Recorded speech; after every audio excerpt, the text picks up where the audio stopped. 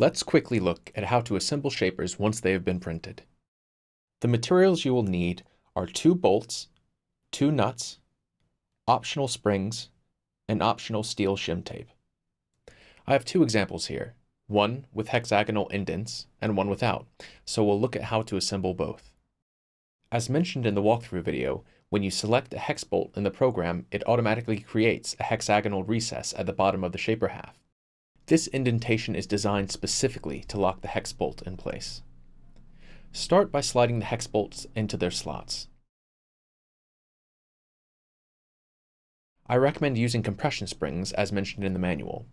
Around each bolt hole, you'll notice there's an 8mm diameter recess. This is where the springs are meant to sit. Take each spring and slide it over its bolt, and they'll nest correctly into those indents. The springs aren't strictly required, but they do make a noticeable difference, helping push the shaper halves apart when you loosen it and making the entire process much smoother. Once the springs are in place, take the top half of the shaper, flip it over, and press it down onto the bolts. Next, you'll need to secure using nuts. If not using a wing nut, I recommend printing a set of small knobs for this purpose. These knobs can fit a nut in their bases and make tightening and loosening much easier. Links to these files are included in the manual if you want to print them yourself.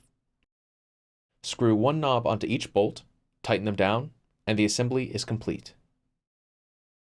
With the springs installed, the shaper works exactly like the commercially available metal ones.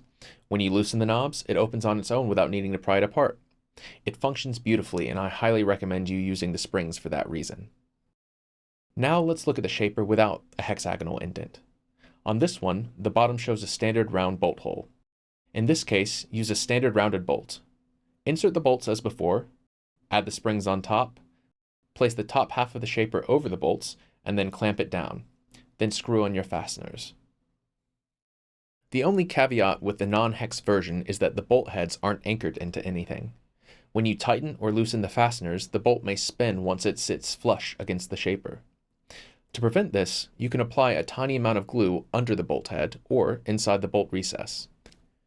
Alternatively, simply holding the bolt still with your finger works as well.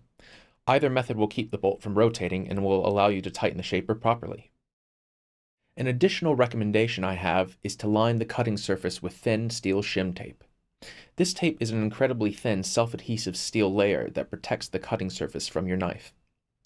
I use a brand called Matrix Engineering as they provide a tape that is 30 microns thick, which barely adds any width to the shape. If you can't find any tape as thin as this, it's easy enough to subtract the tape thickness from the shaper measurements prior to printing. While this isn't an essential step, I do strongly recommend it. And with that, both types of shapers are assembled and ready to use.